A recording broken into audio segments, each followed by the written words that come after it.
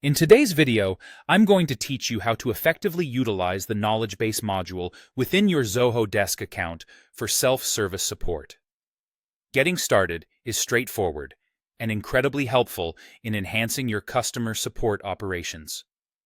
Let's walk through the process of creating and managing articles in your Knowledge Base. First, when you're in the Knowledge Base module, you'll want to locate the plus icon at the top right of your screen. This is your go-to button for adding a new article. Give it a click to start the creation process. Alternatively, you can also use the Add Article icon prominently displayed at the top of the module.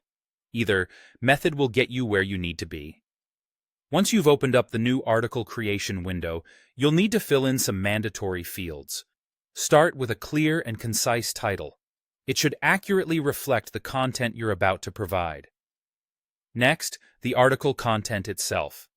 This section offers a rich text editor, which means you can create and format your content with ease. It's similar to using a word processor, allowing you to highlight the main points effectively. Beyond the basics, take advantage of the optional features to enrich your article. You can format the content for better readability, insert attachments for added context, embed useful links or videos, and even use gallery or cloud options to enhance your article's appeal and utility.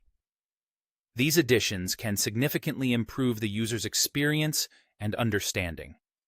Next, organize your article by assigning it to a relevant category or section. Doing so makes it easier for users to find the information they need quickly. Then, set the visibility of your article.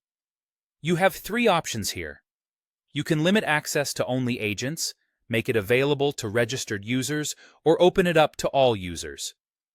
Consider your audience and what makes the most sense for your support strategy. Additionally, you may want to add tags for easier searchability, input SEO metadata to improve discoverability, and set an expiry date if the content is time-sensitive and needs to be reviewed or removed after a certain period. Finally, you have a few different options for what to do once you've finalized your article. You can immediately publish it if everything checks out, save it as a draft if you need to revisit it later, or choose to send it for review. The review option is handy if you're working within a team that requires content vetting before it goes live. By following these steps, you're setting up a robust knowledge base that enhances self-service support for your users.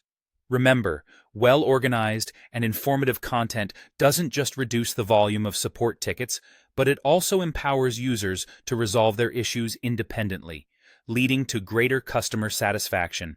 Happy creating!